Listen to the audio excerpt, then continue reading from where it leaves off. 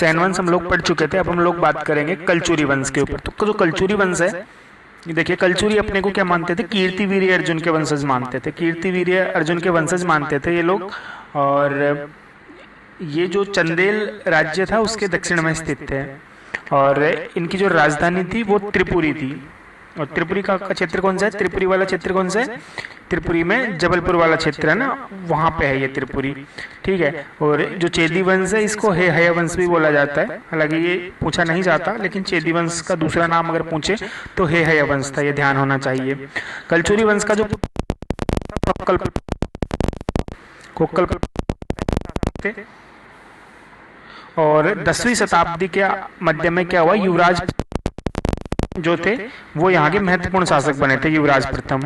और इनके शासन काल में राजशेखर कन्नौज छोड़कर त्रिपुरी आ गया था। तो राजशेखर का नाम तो आपने सुना होगा, ये राजशेखर ये कन्नौज छोड़ करके त्रिपुरी में आ गए थे। और यहीं पर उन्होंने जो है काव्य मीमांसा और विद्यसाल भंजिका नामक 2 ग्रंथ लिखे। काव्य मीमांसा और विद्यसाल भंजिका, काव्य मीमांसा और विद्यसाल भंजिका।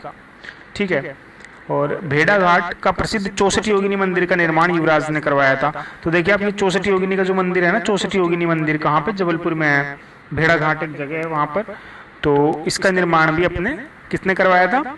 युवराज फर्स्ट ने करवाया था। 64 योगिनी मंदिर जो जबलपुर वाला है उसका, इसे गोल की मठ भी कहते हैं। गोल की मठ भी बोलते हैं इसको, है ना, गोल की मठ। गोल की मठ भी बोलते हैं इसको। 64 योगिनी जो मंदिर है इसको गोल की मठ भी बोलते हैं, ये ध्यान रखना है। और युवराज प्रथम जो था, इन्होंने चालुक्य राजकुमारी नोहला देवी से विवाह करा था। तो युवराज ने नोहला देवी से विवाह करा था। और जो राजशेखर थे उन्होंने युवराज प्रथम को उज्जैनी भुजंग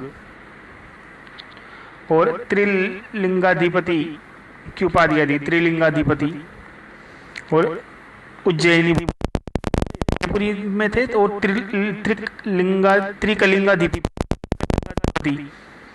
इनकी उपाधि थी। और उज्जैनी या भुजंग भी इनकी उपाधि थी। ठीक है। और युवराज प्रथम के बाद जो है लक्ष्मण राज, शंकरगण तृतीय, युवराज द्वितीय और कोक्कल द्वितीय, इतने सारे शासक हुए, लेकिन इनके कोई खास काम है नहीं। तो आप देख सकते हैं, लक्ष्मण राज हो गया, शंकरगण हो गया, युवराज द्वितीय भी आया था, कोक्कल द्वितीय भी आया था, है ना। उसके बाद में देखते हैं गांगेय देव। ये गांगेय देव जो है ना, ये काफी प्रतापी शासक हुए थे यहाँ पे।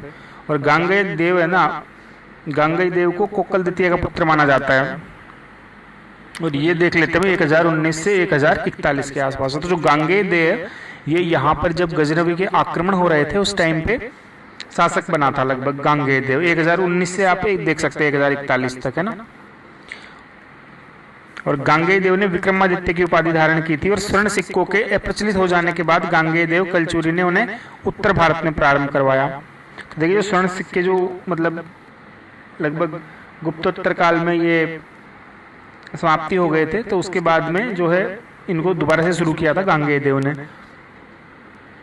और गांगेय देव ने सिक्कों पर किए थे इनके। ठीक है। और गांगेय देव ने प्रयाग में वट वृक्ष के नीचे 100 रानियों के साथ मृत्यु प्रयाग में मृत्यु हुई थी इनकी वट वृक्ष के नीचे। और गांगेय देव का पुत्र था कर्णदेव। और जो कर्णदेव था उसका शासन काल भी काफी लंबा है। देखिए आप, 1041 से 70 तक। और ये जो है इस वंश का सबसे प्रतापी शासक माना जाता है। और इसने गुजरात के जो चालुक्य नरेश थे भीम, उनसे मिलकर के परमार राजा थे भोज, उनको राजा भोज को पराजित कर दिया था। जब हम परमार पढ़ रहे थे तो हमने ये भी देखा था कि चालुक्य नरेश जो भीम है, उन्होंने कर्णदेव जो चेदी के शासक थे उनके साथ मिलकर के किसको पराजित किया था? भोज को। और कर्णदेव ने जो है लक्ष्मीकर्ण भी बोलते हैं इनको, इन्होंने कलिंग विजय पर त्रिलिंगाधिपति की उपाधि धारण की थी। कलिंग विजय की थी तो उस पर त्रिलिंगाधिपति की उपाधि धारण की थी। ठीक है। कर्ण का एक स्तंभ लेख हमें बंगाल के वीरभूमि से भी मिला है। कहाँ से मिला है? बंगाल के वीरभूमि से भी मिला है। और कर्णदेव का विवाह हुण राजकुमारी थी आंवल देवी, तो आंवल देवी से हुआ है। इसमें यशकर्ण पुत्र हुआ था इनको, यशकर्ण हुआ था। तो हुण राजकुमारी से शादी किसने की थी? कर्ण सिंह ने। कर्ण सिंह कौन थे? गांगेय देव के पुत्र थे। और दीपंकर अतीसा ने विग्रहपाल तृतीय एवं कलचुरी कर्ण के बीच कपाल संधि करवाई। विग्रहपाल तृतीय और कलचुरी वर्ण के कर्ण के बीच कपाल संधि किसने करवाई? दीपंकर अतीसा ने।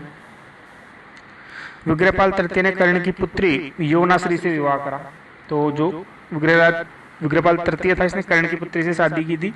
और इस वंश का जो अंतिम शासक था उसका नाम था विजय सिंह। और कलचुरी भी जो सैन वंश था उनकी तरह शैव धर्म के अनुयायी थे, लेकिन हमने आपको बताया था कि जो सेन वंश था उसमें एक शासक था जो शैव नहीं था, बाकी सारे लगभग शैव थे। तो उस शासक का आपको नाम बताना है कि कौन था जो विष्णु धर्म को मानता था। उसमें हमने अच्छे से बातें की थी, ठीक है।